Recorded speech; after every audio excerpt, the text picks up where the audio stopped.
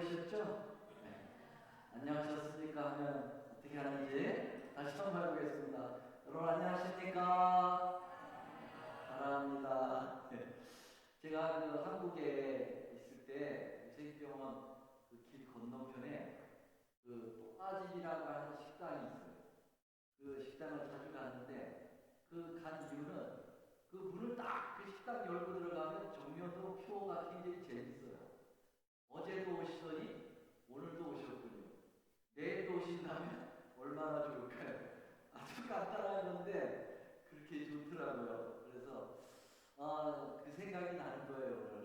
오늘 어제도 오신 분들인데 오늘도 오셔서 너무 반갑고요. 내일도 오신다면 더 좋겠습니다. 얼마나 좋을까요? 예. 자, 오늘과 내일 저는 기독교의 가장 핵심적인 기별과 여러분들이 앉아 계신 이 제7안시 예수 제일교회가 가지고 있는 가장 핵심적인 이 주제를 연결해서 말씀을 드리려고 생각합니다. 자, 여러분 여기 하나는 십자가, 하나는 믿음으로 말미암는 의, 십자가와 안식이 믿음으로 말미암는 의와 예수 재림. 여기 지금 녹색 글씨로 제가 표현한 십자가하고 그리고 믿음으로 말미암는 의, 요 두 가지 주제는 일반 기독교의 그리스도교의 가장 핵심적인 기별입니다. 맞습니까? 그리고 보라색으로 표시한 안식일과 그리고 예수 재림, 이 두 가지 명제는 우리 제7안식 예수제일교회의 가장 핵심적인 기별입니다. 그래서 안식일과 예수 재림을 연결하면 저희 교회 이름이 나오죠. 그렇죠? 제7안식일 예수 재림교회 이름이 나옵니다. 자, 그래서 이 핵심 주제들이 이 기독교의 핵심 주제와 재림교의 핵심 기별이 서로 충돌하지 않고 아름답게 조화를 이루고 균형지게 해석되어진다면 그것은 가장 하나님께서 바람직하신, 그 바람직하다고 말씀하실 수 있는 그러한 것이 되겠다 이렇게 생각합니다. 그래서 우리의 신앙적인 삶도 이런 예수 그리스도의 십자가와 이 안식일이 잘 연결된 삶, 그리고 믿음으로 말미암는 의와 예수님의 재림이 잘 연결된 삶을 통해서 더욱 성숙하고 또 더 아름다운 신앙을 구가한다면 그것만큼 좋은 것은 없다고 생각합니다. 그래서 오늘과 내일에 걸쳐서 이 두 가지 주제를 말씀드리려고 하는데요. 오늘은 예수 십자가와 안식일 이 부분을 말씀을 드리겠고요. 내일은 믿음으로 말미암는 의와 예수 재림이라고 하는 것을 연결하여 말씀을 드리려고 합니다. 자, 여러분 기독교의 가장 핵심 주제가 있다고 하면은 제일 먼저 십자가라고 생각하시겠습니다. 그렇죠? 십자가가 빠진 기독교는 상상할 수가 없는 것입니다. 자, 사도 바울은 이 십자가에 대해서 이렇게 고백했습니다. 내가 다 같이 한번 읽어보겠습니다. 시작. 내가 너희 중에서 예수 그리스도와 그의 십자가에 못 박히신 것 외에는 아무것도 알지 아니하기로 작정하였다. 바울은 십자가 외에는 아무것도 내가 알지 않기로 작정했다 할 만큼 그의 인생의 아주 좌우명이요 목표요 표대가 바로 십자가였어요. 근데 그냥 십자가가 아니라 그의 십자가인데 그분은 누구라고요? 예수 그리스도의 십자가. 그것 외에는 알고 싶은 생각이 없다 할 정도로 말이죠. 여러분, 자, 그래서 이 십자가라고 하는 이 명제와 그리고 안식일 제7안식 예수 제일교회에서 참 많이 생각하고 또 많이 전하고 또 이것에 대하여 매우 많은 그러한 삶의 중추가 되는 것이 이제 안식일인데 이 안식일과 십자가 이 두 가지를 어떻게 우리가 연결을 시키고 또 이것이 우리에게 주는 의미가 어떻게 다가오는지를 우리가 함께 생각해 보려고 하는 것인데요. 그런데 우리들은 무의식 중에 십자가 하면은 율법적인 주제, 그리고 안식일 복음적인 주제, 그리고 안식일을 율법적인 주제로 이렇게 따로 떼어 생각을 할 수 있도록 그렇게 우리의 삶이 그렇게 지배적이었는지도 모릅니다. 그래서 결론적으로 말한다면 이 십자가와 안식일은 이분법적으로 분리해서 생각할 수 있는 것이 아니다. 이것은 바로 절대적인 불가분의 관계를 가지고 있다고 생각해야 된다는 사실입니다. 안식일을 복음적으로 이해하지 못하면 엄청난 문제가 발생할 수 있습니다. 그래서 안식일을 준수했지만은 예수님의 십자가를 못 박았던 그리스도 당시에 여러분 유대인들을 한번 기억해 보시길 바랍니다. 그 당시 유대인들은 예수님 당시의 유대인들은 안식일을 잘 지켰을까요? 얼마나 그들이 철저하게 안식일을 지켰는지, 심지어는 안식일의 주인 되시는 예수님에게 당신 안식일 안 지킨다고 계속 공격을 해댔던 사람들 아닙니까? 그들의 안식일 준수는 생명과도 같았습니다. 그만큼 그렇게 철저하게 안식일을 지켰던 사람들인데, 그들이 말이죠, 예수님을 십자가에 못 박았던 사람들도 그 사람들입니다. 그렇죠? 여러분, 안식일을 철저하게 지켰는데 십자가의 진정한 의미를 모르고 예수님의 십자가에 못 박아버렸던 존재가 제7일 안식일 준수자들이었다는 사실을 기억해야 한다는 사실입니다. 자, 마지막 날 주님 앞에 섰을 때 예수님께서 안식일에 관한 시험을 보신다고 하면은 어느 요일이 제7일 안식일이냐라고 하는 이 시험 문제가 나올 것 같아요? 아니면 누가 안식일의 주인인가라는 시험 문제가 나올 것 같아요? 누가 안식일의 주인인가라는 아마 시험이 나올 것으로 생각이 됩니다. 즉, 안식일을 통하여서 그 십자가에 달리신 예수님과 나는 어느 정도의 깊은 관계를 맺고 있는가? 그분이 나에게 주시는 십자가의 구원의 경험을 안식일을 통해서 어떻게 표현하고 계신가? 이런 것들을 아는 것은 매우 중요한 그리스도인들의 덕목이고 영적인 시작점이 된다고 저는 생각합니다. 여러분, 그러면 지금부터 이 안식일 속에 어떻게 예수가 계시고 어떻게 예수의 십자가가 연결되는지를 이제 구체적으로 생각해 보려고 합니다. 여러분, 예수님께서는 이 땅에 오셔서 33년의 반의 생애를 살다 가셨습니다. 그런데 이 33년의 이 반의 공생애에 대한 그 삶을 예수님 오시기 전, 적어도 1500년 전부터 이 구약 성경을 통해서 끊임없이 예수님의 생애가 예고되었고, 그 예수님의 생애 스케줄이 확정되어 가지고 여러분 예언되었다는 사실입니다. 그래서 주님은 이 땅에 오셔서 그냥 되는 대로 사신 것이 아니라 그분은 철저하게 그 구약의 계획된 스케줄대로 살아가셨다가 가셨습니다. 여러분, 우리의 삶은 어떻게 살아갑니까? 우리가 오늘 마음먹은 대로 살아가는 겁니다. 그렇죠? 오늘 선택한 대로 결정에 의해서 살아가지만 예수님은 그렇게 살지 않으셨어요.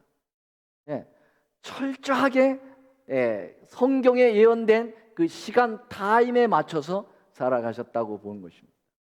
그래서 예수님의 스케줄이 어떻게 정해졌을까? 여러분, 예수님 탄생부터 그리고 예수님의 어머니가 누구라는 것부터 이미 정해졌어요. 예수님의 어머니가 어떤 존재입니까? 시집간 사람이요? 아니면은 처녀예요? 여기 보니까 이사야 7장 14절에 보라 처녀가 잉태하여 아들을 낳을 것이요 이렇게 처녀가 잉태하여 아들을 낳는 존재가 메시아다, 예수다, 그리스도라고 하는 사실을 이미 예언했고요. 여러분, 그 예언대로 예수님은 처녀의 몸에서 잉태하여 이 땅에 오셨다고 하는 사실을 마태복음 1장 23절에서 이사야 7장 14절에 그 예언된 그것을 성취했다고 확인하고 있습니다. 여러분, 그리고 우리 예수님께서 침례를 받으시는 연도가 예언되었을까요? 네, 예수님께서 침례를 받으시는 연도가 다니엘 9장 25절에 이미 그 스케줄이 나와 있어요. 여기 보면 그러므로 너는 알지니라 예루살렘을 중건하는 영이 날 때부터 뭐 하는 자가 일어나기까지? 기름 부음 받은 자 곧 왕이 일어나기까지 그랬어요. 여러분, 기름 부음 받은 자라는 말은 이 히브리어로는 메시아라는 말이고요, 헬라어로는 그리스도라는 뜻이에요. 그러니까 그리스도, 바로 메시아가 이제 기름을 받는 때, 여러분, 그리스도가 기름을 받는 사건은 어떤 사건이냐면 침례 사건입니다. 바로 위로부터 성령이 내리심으로써 이제 공식적으로 예수님이 메시아로 이제 일을 시작하겠다라고 하는 사인으로 성령이 내리시게 된 거죠. 그래서 그 연도가 여기에 예언되어 있습니다. 7일에와 62일에가 지날 것이요, 그렇게 나와 있는데요. 여러분, 예루살렘을 중건하라는 영, 주전 457년입니다. 이거 자세하게 지금 이 예언을 공부하려고 하는 것이 아니라 예수님의 스케줄이 이미 이렇게 예언됐다고 하는 사실을 말씀드리려고 하는 것입니다. 그래서 7주와 62주, 7일에와 62일에 더하면 69일에가 지나면 바로 예수님이 침례를 받겠다고 성경에 예언되었는데요. 여러분, 예수님께서 바로 침례를 받은 때가 정확하게 주후 27년이 있는데 바로 예수님께서 이때 침례를 받은 것입니다. 놀랍게도요, 예수님께서 이제 십자가에 달려 돌아가시는 그 연도까지 이미 성경에 예언되었다는 사실입니다. 여러분, 같은 다니엘 9장 27절에 보면은 그가 일의 절반의 제사와 예물을 금한다, 그렇게 얘기했어요. 바로 69일에 침례를 받으시고 한 일에 남은 그 7년 절반에 예수님께서 제사를 금하겠다, 그렇게 얘기했어요. 이 제사를 금한다는 것은 여러분, 구약 시대에 양을 잡아서 제사를 드리는 그 예표적인, 그 표상적인 그 이제 그 제사는 끝낸다는 것입니다. 왜냐하면 실체이신 예수님께서 오셔서 십자가에 달리심으로 이제는 그러한 예표적인 제사를 드리지 않고 예수님의 십자가를 믿고 우리가 신령과 진정으로 예배를 드리도록 한다는 것이에요. 그래서 여러분, 예수님께서 십자가에 달려 돌아가셨을 때 성소의 휘장이 위로부터 아래까지 찢어졌죠. 그것은 뭘 의미합니까? 더 이상의 양잡아 제사 드리는 그런 예배가 이제 필요 없다라고 하는 사실이죠. 근데 그게 언제 있을 거라고요? 마지막 한 일의 절반에 있겠다고 그랬는데요, 그걸 계산해 보면 31년이 됩니다. 예수님 침례 받으시고 3년 반 만에 돌아가셨는데 27년에 침례 받고 3년 반이니까 31년에 돌아가실 것이 예언되어 있어요. 놀라운 일입니다. 여러분, 그러면 예수님께서 십자가에 달려 돌아가시는 연도가 나왔죠? 그러면 예수님이 십자가에 달려 돌아가시는 달과 그 다음에 일과 시간까지도 예언되었다는 사실입니다. 어디서요? 이번에는 출애굽기로 가면은 그 사실이 예언되어 있어요. 여러분, 출애굽기 12장 6절 7절에 보면 이달 14일까지 간직하였다가 해질 때 이스라엘 회중이 그 양을 잡아라 그랬어요. 여러분, 이 양은 무슨 양을 잡으라고 한 것이냐면 유월절 어린 양을 잡으라는 거예요. 이스라엘 백성들이 이제 애굽에서부터 출애굽하는 가장 결정적인 사건이 열 재앙 가운데 마지막 재앙, 장자가 죽는 재앙이었죠. 그 장자를 죽는 그러한 재앙으로부터 피할 길을 이스라엘 백성들에게 하나님께서 주셨는데 그게 바로 뭐냐면 니산월 14일, 1월 14일입니다. 니산월 14일 날 양을 잡아서 그 양의 피를 양 설주와 임방에 바르면 그 죽음의 신이 오다가 그 피를 보면 넘어간다 그랬어요. 그래서 이 죽음의 신이 흘러오다가 이 피를 보면 넘어간다라는 뜻에서 흐를 유자에다 넘을 자, 그래서 유월절이 이제 발생하게 된 건데요. 이 유월절 사건을 통해서 이제 이스라엘 백성들이 결정적으로 애굽으로부터 나오기 시작하는 거예요. 근데 고린도전서 5장 7절에 보면은 예수님이 그 유월절 어린 양으로 돌아가셨다고 얘기했어요. 그렇죠? 5장 7절 노란 글씨만 한번 읽어볼까요? 시작. 유월절 양 곧 그리스도께서 뭐가 되셨다고요? 희생이 되셨다 그랬어요. 그래서 예수님이 돌아가시는 시간은 이미 출애굽기에 예언되어 있어요. 니산월 1월 14일 유월절 때, 그리고 바로 해질 때 돌아가신다는 거예요. 왜 해질 때라는 것은 언제일까? 두 저녁 사이라고 하는 그러한 그 언어적인 의미가 있어요. 해질 때라는 것은 해가 넘어갈 때가 아니라 두 저녁 사이입니다.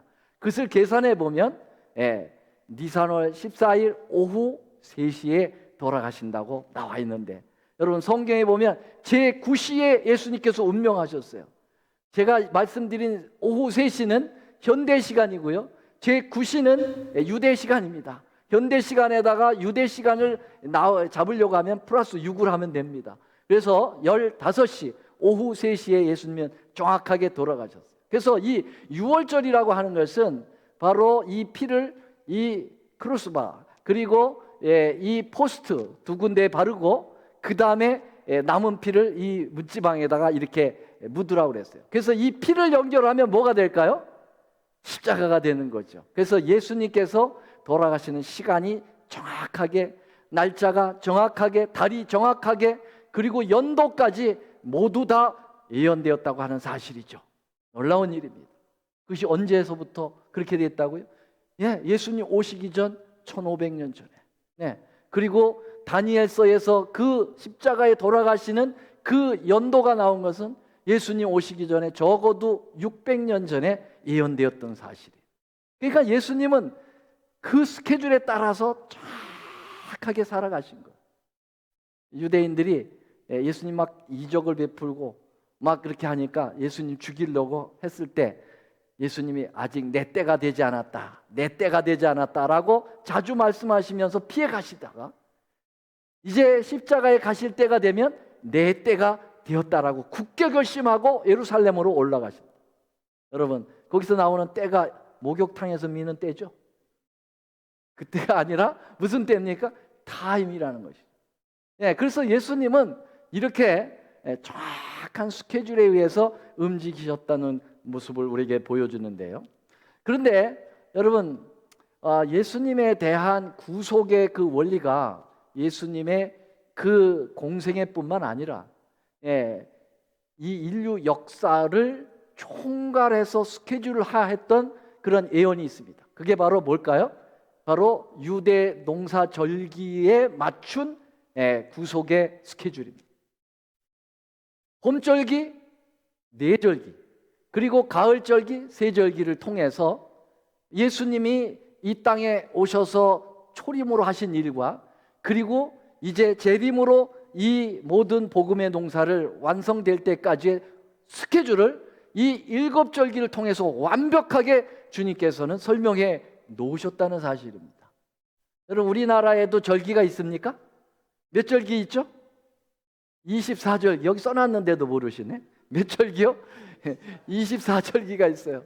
그래서 여기 보면 뭐 여러분 잘 아는 입춘, 우수, 경칩, 춘분 쭉 나가죠.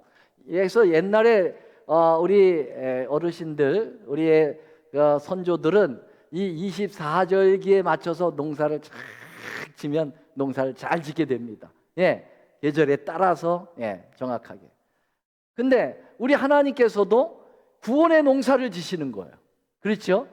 구원의 농사를 지을 때 우리 하나님은 이 7절기를 통해서 구원의 농사를 짓도록 이스라엘 백성들에게 또 오늘날 우리들에게 그 스케줄을 미리 말씀해 주신 것입니다. 자, 이 봄절기는 무엇을 의미할까요? 봄에는 뭘 뿌리죠? 씨를 뿌립니다. 그래서 이 봄절기는 무슨 농사를 지라고 하냐면 예수님께서 이 땅에 오셔서 씨를 뿌리신 거예요. 복음의 씨를 뿌리신 겁니다. 그렇죠?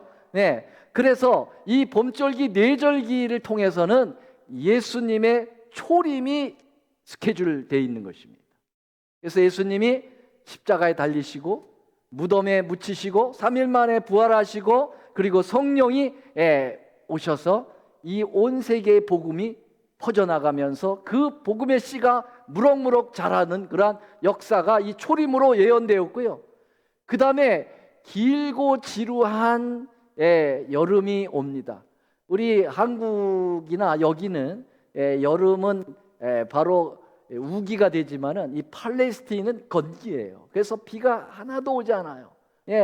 그래서 아주 가뭄이 드는 거죠. 바로 요 여름을 갖다가 중세 암흑기라고 보면 되겠습니다. 그래서 아주 이 로만 캐토릭이 지배했던 이 중세의 캄캄한 이 역사가 그것을 대변해 주고 있죠. 자, 가을절기가 오는데 가을절기는 세 절기입니다. 나팔절과 대속제일과 초막절로 오게 되는데요. 여러분, 봄에 씨은 뿌리가 자라고 그 다음에 이 농사꾼들은 언제를 기다리죠? 추수 때를 기다립니다. 가을을 기다리죠. 가을이 되면 그 익은 곡식을 이제 베어서 알곡은 곡간에 그리고 쭉정이는 이 불로 태우는 역사가 있게 되는데요. 그래서 봄절기는 예수님의 초림이라고 본다면 가을절기는 뭐로 성취가 되겠죠? 재림으로 성취가 되고 있는 거예요. 맞습니까? 그런데 저는 오늘 이걸 다 말씀을 드릴 것이 아니라요, 요 부분을 지금 말씀드리려고 하는 겁니다. 6월절은 예수님의 무엇으로 성취를 이뤘다고 아까 말씀드렸어요? 6월절 양으로 돌아가신 예수님의 십자가를 의미하는 겁니다. 맞습니까? 바로 이 십자가, 바로 이 6월절로 완전하게 성취를 그 스케줄이 이뤘습니다. 자, 그 다음에 6월절 다음에 오는 절기가 무슨 절기죠? 여기 써놨는데 안 보이세요? 6월절 다음에 뭐예요? 무교절입니다. 이 무교절은요, 누룩을 하나도 없도록 만드는, 그래서 누룩교자 없을 무자예요. 이 누룩은 뭘 상징하죠? 죄를 상징하는 거예요. 그래서 죄를 하나도 없도록 만드는 절기인데요, 예수님은 십자가에서 다 이뤘다 돌아가시고 그 모든 죄짐을 다 짊어지시고 돌아가시며, 그리고 그 다음 날 무교절 때 무덤에서 뭐 하셨습니까? 안식일을 지키셨어요. 맞습니까? 그래서 무교절은 예수님의 무덤을 표상하고 있어요. 그리고 십자가에 달려 돌아가신 지 3일 만에 요제절이 오는데요, 6월절 3일 만에 오는 절기가 무슨 절이라고요? 요제절이에요. 요제라는 말은 흔들 요자에다가 제사 드릴 제자예요. 그래서 여러분, 이스라엘 백성들이 구약 시대에 이 곡식을, 처음 익은 곡식을 여러분 흔들어서 제사를 드리는 것이 요제절 초실절인데요, 왜 흔들어서 제사를 드리는지 몰랐어요. 이거 알고 보니까 여러분, 이게 예수님의 부활을 표상하기 때문에 그런 거예요. 여러분, 예수님께서 부활의 첫 열매가 되셔서 십자가에 달려 돌아가신 지 3일 만에 부활하셨을 때, 그때 무덤이 흔들렸어요, 안 흔들렸어요? 무덤이 흔들렸어요. 지진이 일어나가지고 말이죠, 그 무덤을 지키던 군병들이 혼비백산을 했지 않습니까? 그래서 이 흔들리면서 예수님이 부활의 첫 열매로 나올 것이, 여러분, 예수님 오시기 전 1500년 전에 예언되어 있다고 하는 사실입니다. 그렇습니까? 그래서 십자가를 6째 날, 그리고 무덤은 그 다음 7째 날로 딱 이 무교절이 6월절하고 이렇게 매칭이 딱 되고 있는데요, 저는 여기서 이걸 본 겁니다. 왜 6월절이 여러분 예수님께서 6째 날 십자가에 달려 돌아가시는 것으로 거기에 세팅이 됐는가? 왜 하필이면 6째 날? 5째 날도 될 수 있고 셋째 날 돌아가실 수도 있었는데, 예수님은 몇째 날 돌아가셨죠? 6째 날 돌아가셨어요. 그리고 그 다음 날 안식일이 오도록 딱 세팅을 하셨다는 사실. 그러면 여러분, 여기서 감을 잡는 게 바로 뭐냐면, 바로 예수님의 십자가와 그 다음에 안식일이 뭐에 돼 있다는 거예요? 연결되어 있다는 사실. 맞습니까? 네. 그래서 약 4,000년을 시간의 사이에 두고 요 여섯째 날과 일곱째 날 안식일, 여섯째 날과 일곱째 날의 안식일이 상당히 비교할 수 있도록 완벽하게 이 패러럴 원칙에 의해서 여기에 완전히 이 두 부분을 우리에게 뭔가를 말해주고 있습니다. 자, 제가 처음에는 창세기 2장 1절로 2절인데요. 아담이 여섯째 날에 죽어서 하와가 창조되었다. 맞습니까? 아담이 언제 죽었지? 아담이 언제 죽었지? 저 홍 목사 이설을 주장하네. 여러분, 제가 여기 말씀드리는 건 표상적으로 얘기하는 거예요.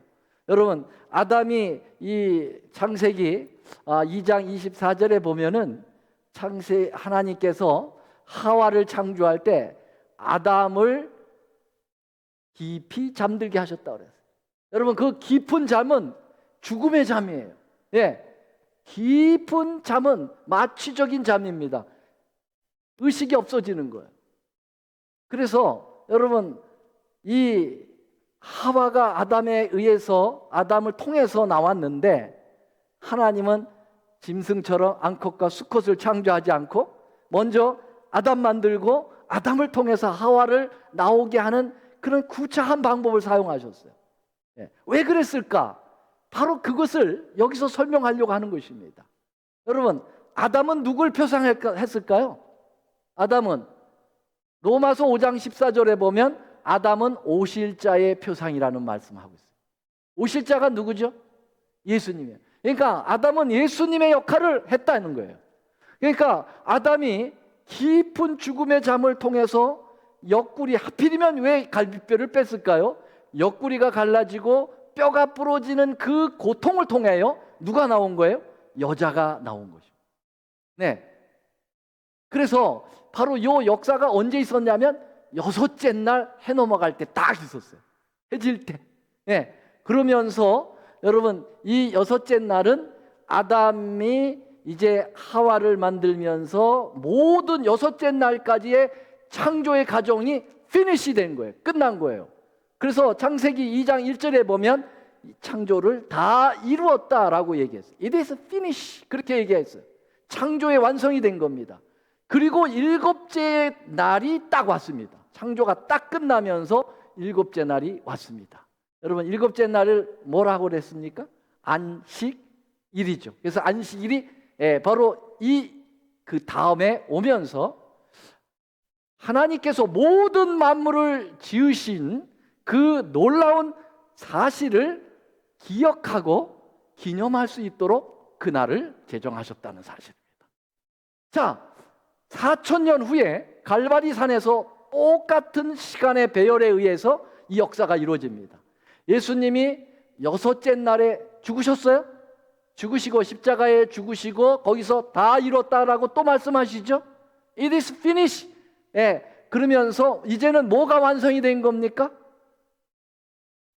재창조, 구속, 구원이 완성된 겁니다. 맞죠? 구원이 완성이 되고 그 다음에 예수님이 바로 이제 안식일을 맞이하면서 무덤에 안식일을 보내시게 되는 거죠. 맞습니까? 그러니까 여러분, 이 여섯째 날 십자가와 그리고 일곱째 날 안식일이 교묘하게 서로 만나는 그러한 놀라운 역사를 우리에게 두 사건을 통해서 이렇게 우리에게 다가오는 것이죠. 자, 여기 예수님께서 신포도주를 받으신 후 가라사대 다 이뤘다 하시고 머리를 숙이시고 영원히 돌아가시니라. 그러면서 이 날은 예비일이라 유대인들이 그 안식일이 큰 날이므로 그렇게 하면서 이 다 이뤘다라고 하는 구속의 완성과 함께 안식일이 다가오는 모습을 우리에게 보여주고 있습니다. 맞습니까? 네. 그래서 이제 여러분, 우리가 이 첫 창조를 마치고 온 안식일에 인간이 무엇을 해서 정말 힘들어 가지고 하나님께서 안식일을 주신 것이 아니죠. 여러분, 하나님께서 인류에게 최초로 허락하신 안식일은 인간을 위해서 주시긴 했어요. 그렇죠? 그런데 인간이 엿새 동안 힘써 일했으니까 이제 일곱째 날에는 쉬어야 돼라고 해서 첫 안식일을 그렇게 해서 주셨나요? 여러분, 인간은 언제 창조됐다고 그랬어요? 몇째 날? 여섯째 날 창조됐어요. 그렇죠? 인간이 창조되고 바로 안식일이 왔기 때문에 인간은 한계 있어 없어요? 없어. 예, 지금은 우리는 6일 동안 열심히 일하고 안식일을 기다리지만 그때 최초의 아담과 하와는 아무것도 한 것 없어요. 그러면서 안식일이 돌아왔다는 사실이죠. 여러분, 그건 뭘 의미하고 있는가? 예, 이 힘들고 어려워서 쉬게 하신 것이 아니고 또 하나님도 6일 동안 내가 창조하다 보니까 지쳐버렸어. 나도 좀 쉬어야 돼. 그래서 쉬신 게 아니고요. 예, 바로 창조했다고 하시는 하나님의 이 놀라운 창조주의 대단한 이 존재성을 이 안식일을 통해서 뭐 한다는 거예요? 기억하게 만들었다고 하는 사실입니다. 맞습니까? 예. 그렇다면 여러분, 그것과 비교해서 여러분, 예수님께서 십자가에 달려 돌아가셔서 우리의 구속을 완성할 때에도 여러분, 우리가 무엇을 했기 때문에, 우리가 어떠한 하나님 앞에 노력을, 행동을 했기 때문에 우리의 구속이 완성됐습니까? 우리를 구원하시는 구원이 우리의 노력 때문에 1%라도 우리의 노력이 거기에 영향을 줬을까요? 그러면 우리의 구원은 전적으로 누구의 행위에 의해서 이루어진 겁니까? 예수님의 전적인 행동에 의해서 이루어진 거예요. 맞습니까? 네. 우리는 절대적으로 우리의 노력이, 우리의 의의가 구원을 이루는 데서 1%도 역할을 하지 못하는 것입니다. 구원은 100% 예수님의 역할입니다. 아멘. 네. 여러분, 바로 이 첫 창조와 두 번째 재창조의 그 역할을 볼 때 바로 이 구원은 믿음으로 말미암아 얻어진다고 하는 놀라운 것을, 그것까지 정확하게 첫 창조가 재창조를 표상하고 있다, 예표하고 있다, 이 말입니다. 아시겠어요? 예. 그래서 첫 창조의 그 다가온 안식일은 창조주를 기억하게 만들고, 그리고 두 번째 또 다 이루었다라고 말씀하신 그 십자가의 그 구원의 완성이 바로 전적인 하나님의 은혜로 이루어졌다고 하는 것을 여러분 기념하게 하기 위하여 안식일이 오면서 그걸 또 기억하게 만드신다고 하는 사실. 자, 다시 한번 정리해 보겠습니다. 여기 예수님께서 천지와 만물이 다 이루니라 라고 선언하셨고요. 그리고 일곱째 날이 이르면서 일곱째 날에 안식하셨다 하면서 안식일이 온 것입니다. 맞죠? 네. 그래서 안식일을 주신 이유는 창조주를 기억하도록 만드는 것입니다. 여러분, 근데 왜 쉬게 하면서 기억하게 하는가요? 여러분, 기억할 때 쉼하고는 상당한 관계가 있습니다. 여러분, 우리 미국 독립기념일이 언제죠, 목사님? 잘 모르시나요? 12그죠? 7월 4일이죠? 7월 4일 날 쉽니까, 안 쉽니까? 쉽니다. 광복절 날 쉬어요, 안 쉬어요? 왜 쉽니까? 예, 쉬어야 이 날이 바로 미국이 영국으로부터 독립한 날이구나. 만약에 안 쉬면 이 날이 그날 같고 그날이 이 날 같고 그래가지고 기억이 잘 안 돼. 근데 딱 쉬게 하니까 기억이 팍 들어와. 맞습니까? 8월 15일 쉽니까, 안 쉽니까? 한국 가면? 쉽니다. 왜요? 그날을 기억하게 만드는 거예요. 이날 해방받은 날이라고 말이죠. 그래서 기억하게, 계속 기억을 하도록 또 뭐까지 합니까? 기념식까지 하죠. 기념식. 예? 세종문화회관에 가서 만세 삼창 부르고 그렇게 합니다. 여러분, 안식일은 이 창조를 기억하도록 만들어주는 거예요. 그래서 그냥 쉬고 그냥 아랫목에 들어놓아가지고 다리 펴고 그냥 쉬는 것만 하지 말고 어떻게 예배당에 나와서 예배를 드리며 기념하도록 계속하는 거예요. 더 기억하도록. 맞습니까? 예, 그렇게 하는 것이죠. 자, 그러면 4,000년 후에 예수님께서 갈바리 산에서 또 한 번 다 이뤘다라는 말씀하십니다. 여기 예수께서 신포도주를 받으신 후 가라사대 다 이뤘다. 이 다 이뤘다라는 말은 it is finished. 끝났다. 테테스타이, 완벽하게 우리의 죄를 다 해결하셨다 그 말입니다. 언제요? 2000년 전에. 여러분, 오늘 여러분들이 내 죄가 하나님 잘못했습니다, 용서를 구합니다 하면 그때 구원이 온 것이 아니라 이미 우리의 구원은 하나님 편에서는 언제 끝난 거예요? 하나님 편에서는 2000년 전에 끝났어요. 십자가에서. 뭔 말인지 아시겠죠? 근데 오늘 내가 그것을 받아들이면 즉시 내 안에 오는 것이고, 거절하면 내 것이 되지 않는 거예요. 여러분, 이미 이 담 안에 전기가 여기까지 다 들어와 있어요. 맞습니까? 여기에 바로 꽂으면 그 파워가 나에게 오듯이 말이죠. 구원은 2000년 전에 이미 완성돼서 내 앞까지 다 와 있어요. 맞습니까? 내가 꽂으면 되는 거. 예수님이 다 이뤘다 그렇게 말씀하셨어요. 그리고 뭐가 왔다고요? 안식일이 왔다고 하는 사실입니다. 그래서 안식일은 구주를 기억하도록 만드는 또 하나의 역할을 하고 있다. 그래서 이 안식일이라는 것은 대단한 역할을 하고 있어요. 창조주의 하나님을 기억하고 구속주의 하나님을 기억하는 두 가지 명제, 가장 중요한 기독교의 명제를 이 안식일이 포함하고 있다 하는 사실입니다. 여러분, 그러니까 하나님께서 이 안식일을 잃어버리면 안 되겠다고 생각하시니까 하나님의 십계명 중에서 가장 중요한 가운데에다가 팍 박아 놓으신 거예요. 그래서 여러분, 이 안식일을 십자가의 이 십계명에 주님께서는 여기다가 집어넣으셨는데요, 하나는 창조의 기념일로, 하나는 뭐의 기념일로요? 구속의 기념일로 이 안에 집어넣으셨어요. 야, 그러면 한 십계명 안에 이 창조와 구속의 의미가 다 담겨 있었을까, 안식일에? 어떻게 생각하세요? 네, 여러분, 이 십계명은 하나님께서 친수로 기록하셨다고 그랬어요. 그렇죠? 우리의 모든 이 성경은 하나님의 종들에 의해서 대신 기록하도록 하셨어요. 맞습니까? 네. 그것을 기자라고 얘기해요. 성경에 기자가 있고 저자가 따로 있어요. 그런데 십계명만큼은 하나님이 친수라는 말은 직접 손으로 주님이 기록하셨다는 거예요. 대단한 것이죠. 자, 그러면 여러분, 십계명이 성경에 몇 군데 나올까요?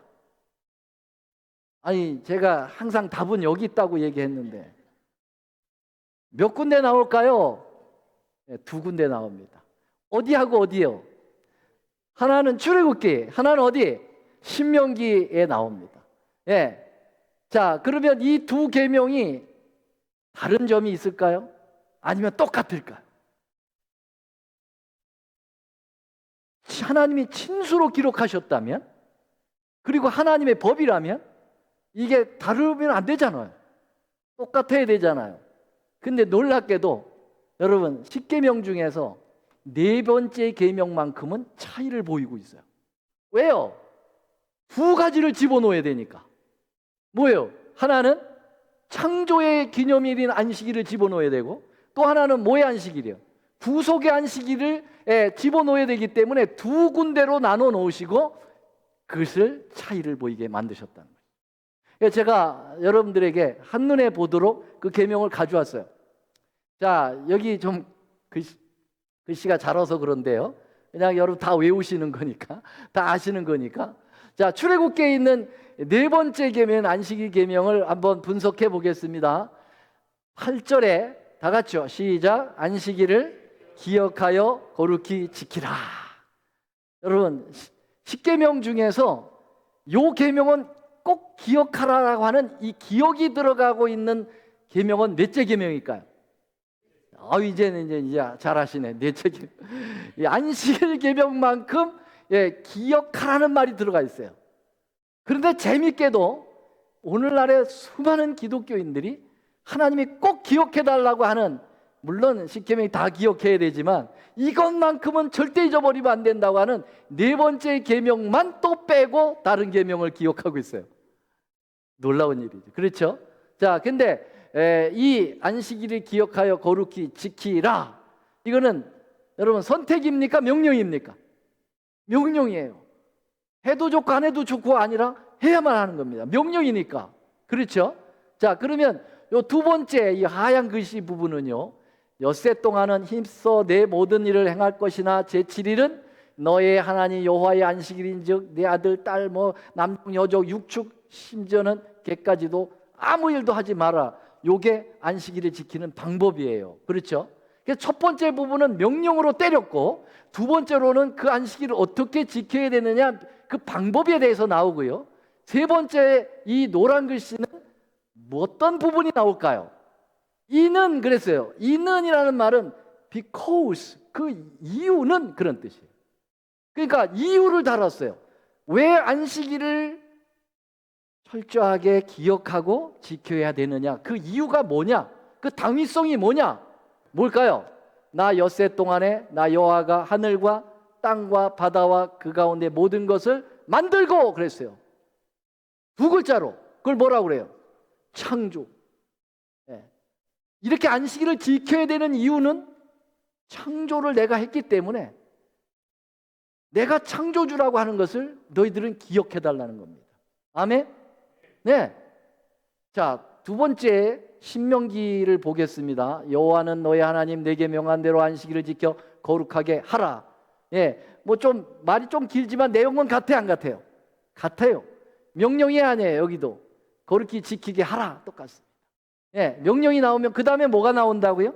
지키는 방법이 나와요. 방법, 엿새 동안 힘써 내 모든 일을 행할 것이나 제7일은 똑같아요. 그렇죠? 아무 일도 하지 말고 6일 동안 일하지 말고 하나님 앞에 경배를 드리라는 거죠. 그 다음에 세 번째 부분은 뭐가 나온다고 그랬죠? 이유가 나온다고 그랬어요. 이유, because. 근데 여러분, 이유 부분에서 완전히 달라집니다. 그래서 신명기에 나오는 십계명과 출애굽기에 나오는 십계명에 딱 다른 부분이 있는데 네 번째 계명이 다른데 네 번째 계명에서도 마지막 이유에서 달라지는 거예요. 이유, 여기는 뭘까요? 다 같이 읽어보겠습니다. 너는 기억하라. 시작. 너는 기억하라. 내가 애굽 땅에서 종이 되었더니 너희 하나님 여호와가 강한 손판과 편팔로 너를 거기서 인도하여 내었나니. 여러분, 이것을 두 글자로 구원이죠. 그렇죠? 애굽에서 종살이에서 죽을 인생을 끌어내서 구원하신 거예요. 그러므로 내가 너를 구원했기 때문에, 그러므로 너희 하나님 여호와가 너를 명하여 안식일을 지키라 하느라. 안식일을 지키는 이유가 구원에 있다 이것입니다. 아멘. 그래서 하나는 창조의 기념일로, 하나는 구속의 기념일로 십계명 안에다 딱 못 박아 놓으신 거예요. 와, 그래서 여러분, 이 안식일은 이 창조와 구속이라고 하는 매우 중요한 이 두 명제를 담고 있다는 거예요. 그럼 창조와 구속이 얼마나 중요하냐? 얼마나 중요하냐면 하나님을 제대로 찾아가는 거예요. 여러분, 주여 주여 그렇게 부르짖고 철야기도 하고 새벽기도 하고 정말 헌신하고 했는데 마지막에 주님께서 내가 너를 도무지 알지 못한다. 하나님을 잘못 찾아가서 그렇게 경배를 드린다. 그것만큼 허무한 게 어디 있어요? 그래서 여러분, 하나님을 바로 찾아가도록 창조와 구속을 우리 하나님께서 얘기하셨는데요. 여기 이사야서에 있는 말씀 보겠습니다. 여호와는 하늘을 창조하신 하나님이요 땅도 조성하신 하나님인데 창조를 헛되이 창조하지 않고 그 말씀에 그랬어요. 나는 여호와라 나 외에 다른 이가 없다. 여러분, 이 온 우주 가운데 하나님은 누구밖에 없습니까? 신은 누구밖에 없습니까? 하나님밖에 없어요. 여러분, 마호메트 신인가요? 석가모니 신인가요? No.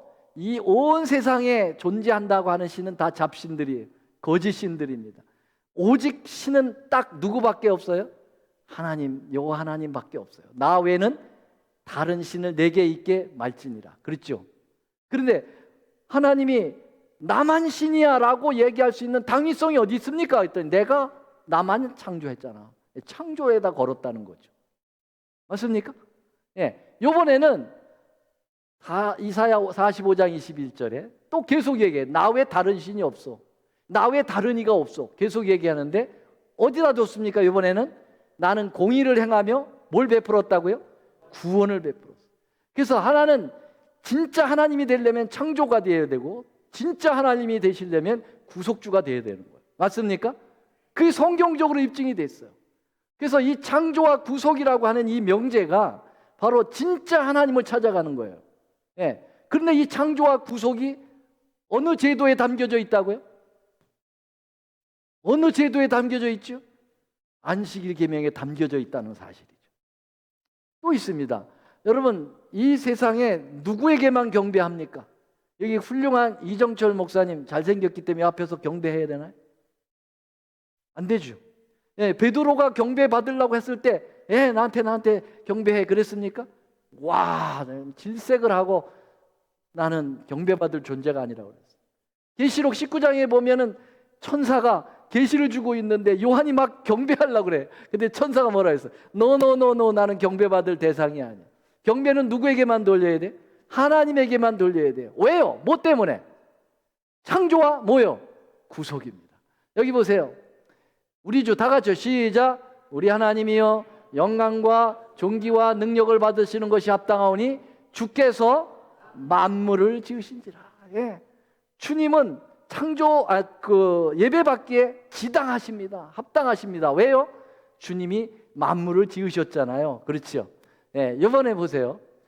큰 음성으로 시작. 큰 음성으로 가로되 죽임을 당하신 어린 양이 능력과 부와 지혜와 힘과 존귀와 영광과 찬송을 받으시기에 뭐하다고요?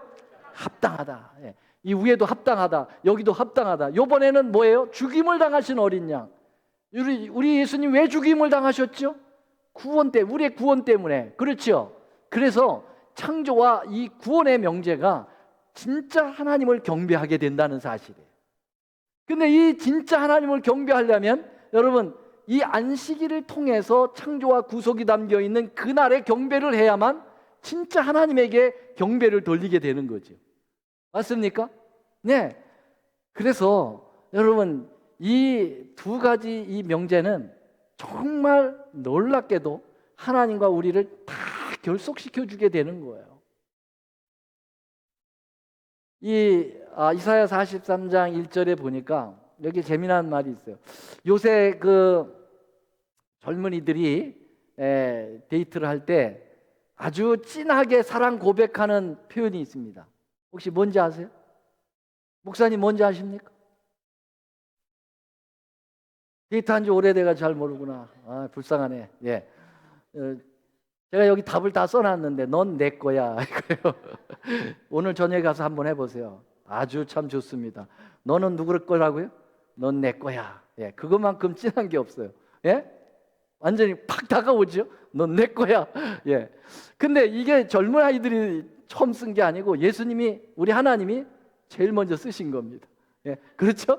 예, 하나님이 우리를 향해서 넌 내 거야라고 딱 찍으셨어요. 그런데 넌 내 거야라고 하는 그 당위성 두 가지를 또 얘기했어요. 하나는 뭐죠? 창조. 또 하나는 뭐죠? 구속. 야, 놀라워. 이 창조와 구속은 가장 중요한 부분을 항상 연결시켜 주고 있어요. 그래서 너는 내 건 이유가 내가 널 만들었잖아. 그러니 넌 내 거지. 그렇죠? 우리가 그 에로를 낳았을 때 에로는 누구 새끼요? 이웃집 아저씨 새끼요? 아니, 내 새끼요, 내 새끼. 그렇죠? 예. 그래서 내게 되는 거예요. 그리고 내가 너를 구속했지. 그럼 넌 또 내 것이 되는 거죠. 맞습니까? 네. 자, 그래서 이 안식일은 여러분 하나님께서 일주일에 한 번씩 넌 내 거야라고 사랑 고백해 오시는 날입니다. 맞습니까? 그리고 우리는 일주일마다 이 안식일에 오면서 하나님, 주님은 우리의 진짜 주인이십니다라고 고백하는 거예요. 맞죠? 그래서 이 안식일은 하나님과 우리 사이를 절대 돌이킬 수 없는 그런 끈끈한 강력 본드와 같다. 그렇게 말씀을 드릴 수가 있는 거죠. 여러분, 그 폴 게리라고 하는 사람이 있었는데요. 이 폴 게리는 아주 석유 왕이었죠. 돈을 너무 많이 벌어가지고 엄청난 돈을 벌었는데 돈이 많으니까 그 폴 게리 3세가 유괴범에 의해서 완전히 유괴당했습니다. 그래가지고 어느 날 편지가 소포와 함께 왔는데요. 예, 그 소포를 열어보니까 생귀가 잘려져 있어요. 귀가. 피가 묻은 귀가 잘려져 있는데 그 편지에 내 손자, 내 아들 폴게리 3세는 귀는 잘라졌지만 살아있어. 이 아이 찾으려면 3,500만 불 들고 와. 단 경찰이 따라붙은 즉시 네 아이는 죽는 줄 알아라. 그래서 이 폴게리 3세가 폴게리가 완전히 경찰을 몰래 따돌리고 3,500만 불 싸들고 저 불란서 어느 소남부 도시에서 그 아이와 바꿉니다. 그 아이가 딱 찾았는데 귀가 잘라져 있어. 살아있지만은 덜덜덜덜 떠고 있어. 너무 무서워서. 아빠가 그 아이를 탁 안고 하는 말이 무슨 말인지 아세요? 너는 이중으로 내 거야 그랬어요. 왜요? 너는 내가 낳았잖아. 넌 내 거지. 근데 너는 유괴범에 의해서 죽을 뻔했어. 그런데 내가 돈 주고 사왔잖아. 너를 3,500만 불을 주고 사왔어. 그러니까 너는 또 내 거야. 그러니까 이중으로 넌 내 거야. 우리는 떨어질 수 없어. 그리고 얼굴을 부비며 왔다는 얘기죠. 여러분, 그 얘기가 바로 누구 얘기예요? 예수님이 우리를 향한 얘기입니다. 맞습니까? 예. 너는 내 거야. 내가 너를 창조했잖아. 내가 너를 낳았잖아. 또 하나는 너 유괴당했어. 누구에 의해서? 사단에 의해서. 넌 죽을 수밖에 없었지만 내가 너를 값을 치르고 사왔어. 여러분, 폴게리는 3,500만 불을 가지고 사왔지만 예수님은 우리를 사올 때 어느 값을 치렀습니까? 십자가의 핏값을 치른 거예요. 예수님의 생명의 값을 치르고 우리를 다시 사오신 거예요. 맞습니까? 그러므로 주님은 우리의 창조주이시며 구속주이시고, 그래서 우리 주님은 우리에게 넌 내 거라고 말씀하실 수 있는 분명한 당위성이 있으시고, 우리는 그분에게 아멘 주님, 저희는 주님 거라고 고백할 수 있는 당위성이 있는 것입니다. 아멘입니까? 네. 그래서 이 안식일은 하나님과 우리 사이에 결코 떨어질 수 없다고 하는 공식적인 문서에, 계약 문서에 찍는, 하나님과 우리가 함께 찍는 도장이라고 성경은 이야기하고 있습니다. 여기 출애굽기 31장 13절 시작. 너는 이스라엘 자손에게 고하여 이르기를 너희는 나의 안식일을 지키라. 나와 너 사이에 너희 대대의 뭐라고요? 표징이다. 나하고 하나님과 너희 우리 하나님의 백성들 사이에 대대로 찍는 표징이다. 이 표징이라는 말이 여러분 도장이라는 말이에요. 한문으로는 인이라는 말이에요. 영어로는 사인이란 말이죠. 그래서 이 계약 문서에 너하고 너는 나는 떨어질 수 없는 존재라고 하는 걸 공식적으로 사인하는 것이 뭐라는 거예요? 안식일이라는 것입니다. 그럴 만한 기능이 안식일에 있을까요? 있잖아요. 창조의 기념일, 구속의 기념일이잖아요. 그래서 에스겔 20장 12절에도 20장 20절에도 똑같이 계속해서 안식일은 너하고 나 사이의 표징이다. 그러나 제사장들이, 옛날 그 제사장들이 내 율법을 범함으로 거룩함과 속된 것을 분별하지 않음으로써 그 눈을 가려 나의 안식일을 보지 아니함으로 내가 그 가운데서 더럽힘을 받았다고 하나님이 개탄해하고 계세요. 오늘날도 마찬가지예요. 오늘날 많은 수많은 개신교의 목회자들, 지도자들이 안식일을 백성들의 눈에서 가리우고 그래서 우리 하나님이 그들에게 더럽힘을 받았다고 이야기합니다. 왜요? 창조주와 구속주를 잃어버리게 만드는 죄가 얼마나 클까요? 정말 심각한 것입니다. 옛날에는 도장을 어디다 찍었을까요? 여기 고대 점토판이 있는데요. 옛날에 이렇게 그 땅 문서 같은 거에 이렇게 하면은 진흙을 질척질척 해가지고 이렇게 세기 문자로 계약서를 씁니다. 그리고 우리 오늘날에는 끝에다가 이제 사인을 하는데 옛날에는 정 가운데다가 탁 도장을 찍어요. 그래서 요지부종하도록. 그리고선 그걸 햇볕에 말리면은 딱딱하게 굳어서 돌처럼 되죠. 절대 바뀌어지지 않죠. 그렇죠? 그런 것처럼 바로 하나님께서 우리와 하나님과의 사이에 관계 계약 문서에다가 바로 이 가운데다가 안식일을 기억하여 거룩히 도장을 가운데다 팍 찍은 이유가 여기에 있는 것입니다. 아멘? 자, 이제 제가 이 이야기를 드리고 말씀을 마쳐야 되겠네요. 언제 이렇게 시간이 빨리 가는지 모르겠습니다. 자, 여기 지금 니콜라이 1세라고 하는 제정 러시아 시대에 황제가 있었습니다. 이 황제는 민정시찰을 굉장히 잘해요. 민정시찰은 뭐냐면 황제복을 벗어버리고 평민복을 입고 민정을 살피는 거죠. 시장터라든지 또 관공서라든지 또 농촌이라든지 어디든지 다니면서 그들과 이렇게 같이 섞여서 그들과 대화를 나누고 그들의 이야기를 듣는 거죠. 그러니까 황제 의복을 입고 가면은 황제 앞에서 좋은 말만 하고 실정을 제대로 안 가르쳐 주니까 황제가 그 일을 하는 겁니다. 그래서 이 니콜라이는 정말 나라를 잘 다스린 황제로 유명합니다. 왜냐하면 백성들의 처지를 정확하게 파악하고 와서 거기에 맞게 행정을 하니까 말이죠. 그런데 이 니콜라이 1세가 그날도 어디 멀리 이제 민정시찰을 갔다가 돌아오는데 시간이 너무 늦었어요. 늦어서 왕궁에 도착하니까 거의 1시가 될 정도의 시간이 돼요. 새벽이 될 시간이. 이 왕궁을 지키는 친위대 부대가 이 왕궁을 이렇게 늘 이렇게 포위해서 거기에서 이제 부대를 구축하고 있는데 모든 막사에 불이 다 꺼져 있는데 한 군데에 막사에 불이 켜져 있는 거예요. 그래서 황제가 참 호기심이 많아가지고 왜 저 텐트에는 저 막사에는 불이 켜져 있을까 하고 싹 가봤는데 여러분 좀 이상한 일이 벌어졌어요. 거기 이 책상에 한 장교가 엎드려 있는데요. 옆에 권총이 놓여 있는 거예요. 그리고 그 권총 바로 옆에 유서 비슷한 글이 하나 써 있는 거예요. 제가 가까이 가서 봅니다. 거기에 뭐라고 써 있느냐면 이 엄청난 빚을 누가 갚아주랴? 물음표, 권총, 유서. 이 황제가 감을 잡았어요. 거기다가 이렇게 썼습니다. 내가 갚아준다. 니콜라이 1세 사인하고 하장 나왔습니다. 사실은 이 재무장교예요. 재무장교. 자기의 친한 친구의 아들이에요. 근데 이 재무장교가 공금을 횡령해가지고 노름을 하다가 다 날려버렸어요.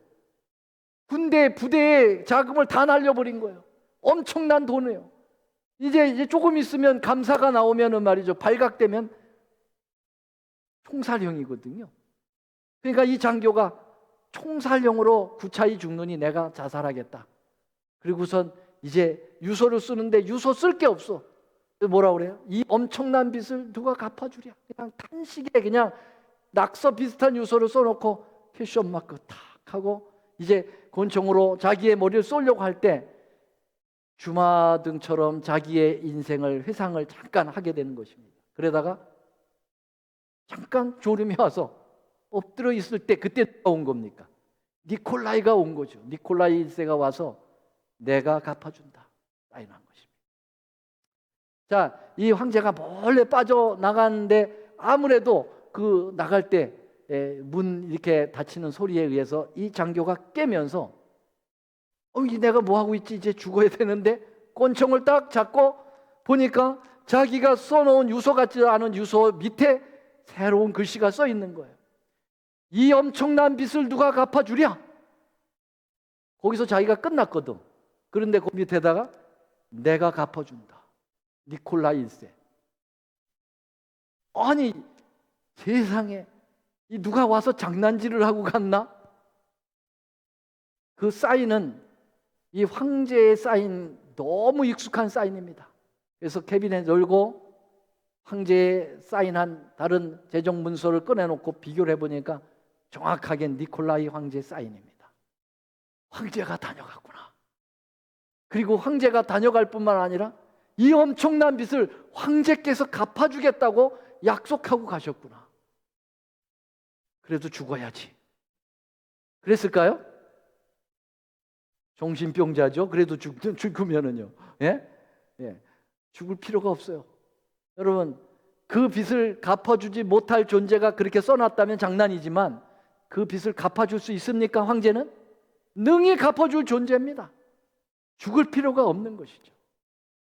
사랑하신 여러분, 사도 바울이 이렇게 얘기했어요. 오호라 나는 곤고한 사람이로다. 다 같죠? 이 사망의 몸에서 누가 나를 건져내랴. 예. 이 죄의 싹, 이 사망을 누가 나를 건져내랴. 물음표. 이거 그 장교가 유언으로 남긴 거 비슷하지 않아요? 예수님께서 이렇게 얘기하셨어요. 내가 갚아준다. 다 이루었다. 예. 내가 다 갚았다. 예. 테텔스타이. 누구요? 예수 그리스도. 그리고 뭐 했어요? 사인. 안식일로 사인 딱 한 겁니다. 맞습니까? 예, 놀라운 일이죠. 내가 다 갚아준다. 여기 이 다 이뤘다라는 말은 끝내줬다라는 말보다는 언어적으로 다 갚았다라는 뜻이에요. 우리의 죄값을 모두 끝냈다 이거예요. 갚았다 이거예요. 이제 밸런스가 제로입니다. 우리를 죽일 수 있는 어떤 것도 없다는 겁니다. 왜냐하면 예수님이 당신의 피로 다 갚았기 때문입니다. 아멘입니까? 예. 그리고 내가 이 갚은 것을 증명한다. 그 증명으로 사인한 게 바로 뭐라고요? 안식일이에요. 도장 찍은 겁니다. 여러분, 안식일이라고 하는 것은 예수님의 십자가와 직결되어 있다는 사실을 기억해야 합니다. 안식일은 율법이고 십자가는 복음이고 no! 여러분, 십자가와 안식일은 똑같이 하나님의 복음인 것입니다. 그래서 안식일을 복음적 개념으로 이해하지 못하면 우리는 율법주의적인 안식일에 멈추고 말 것입니다. 안식일만큼 철저하게 믿음으로 말미암는 의의 핵심적인 제도가 없습니다, 여러분. 놀라운 일이죠. 여러분, 그래서 우리 예수님께서 이 안식일이 너무너무 중요하니까 여러분 십계명에다가 가운데다가 도장처럼 찍어놓고 예수님 이 땅에 오셔가지고 철저하게 안식일을 지키신 거 아닙니까? 그래서 여기 보세요. 누가복음 4장 16절에 예수께서 그 자라나신 곳 나사렛에 있으라 안식일에 자기의 규례대로 지키셨다고 그랬어요. 예, 현대어 성경에는 뭐라고 그러냐면 전에 하던 대로 안식일의 회당에 들어가서 성경을 읽고 설교하셨습니다. 여러분, 안식일을 그렇게 중요하게 여기신 예수님이 안식일을 포기했겠습니까? 말도 안 되는 소리죠. 여러분, 예수님이 당시뿐만 아니라 이제 승천하여 가실 때 어떻게 하셨습니까? 안식일을 잃어버릴까 봐 너희 도망하는 일이 올 텐데 겨울에나 안식일이 되지 않도록 기도하라. 여러분, 여기 도망하는 일은 어떤 일이었냐면 AD 70년에 로마 군병들이 쳐들어와서 예루살렘을 멸망시키는 일이었습니다. 그때가 안식일이 되지 않도록 하라.